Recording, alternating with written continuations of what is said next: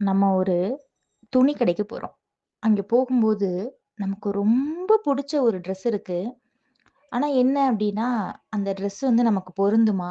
அப்டிங்கிறத பாக்காம, நம்ம என்ன செஞ்சுர்றோம், அந்த ட்ரெஸ்ஸ வாங்கிட்டு வந்துர்றோம். அது வாங்கிட்டு வரும்போது, நமக்கு அவ்ளோ ஒரு சந்தோஷமா இருக்கும்.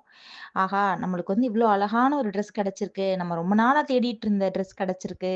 நான் ரொம்ப நாளா இத ஆசைப்பட்டேன். அப்டின்னு சொல்லிட்டு, அத நம்ம வாங்கிட்டு வீட்டுக்கு வந்துருவோம்.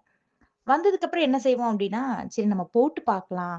நமக்கு அழகா இருக்கான்னு பார்க்கலாம் அப்டின்னு சொல்லிட்டு அந்த ட்ரெஸ்ஸ நம்ம போடுறோம். திடீர்னு பார்த்தீங்க அப்டின்னா, நமக்கு அந்த ட்ரெஸ் வந்து பொருந்தல.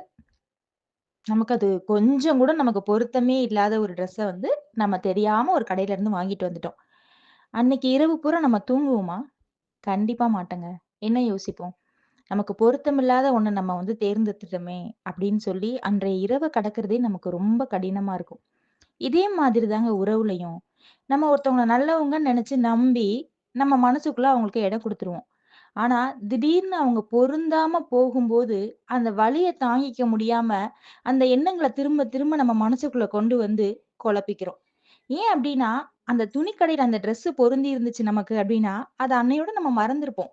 அந்த இரவ நம்ம சுலபமா கடந்திருப்போம். அதே மாதிரி ஒரு உறவு நமக்கு பொருத்தமா இருக்கு, நமக்குள்ள பொருந்திருச்சு அப்டின்னா, நம்ம ஏங்க வலிய அனுபவிக்க போறோம்? நல்லா புரிஞ்சுக்கோங்க. நமக்கு பொருத்தமில்லாத ஒண்ணு மட்டும் தான் நமக்கு வலிய குடுக்கும். பொருத்தமில்லாத ஒண்ணு எப்படிங்க காலம் பூரா நம்ம கூட வரும்? ஸோ ஃபிரெண்ட்ஸ், அந்த பொருத்தமில்லாத ஒண்ண விட்டுட்டு, நமக்கு பொருத்தமான ஒண்ணு நம்மள நோக்கி வருது அப்படின்னு நம்புவோம். நன்றி.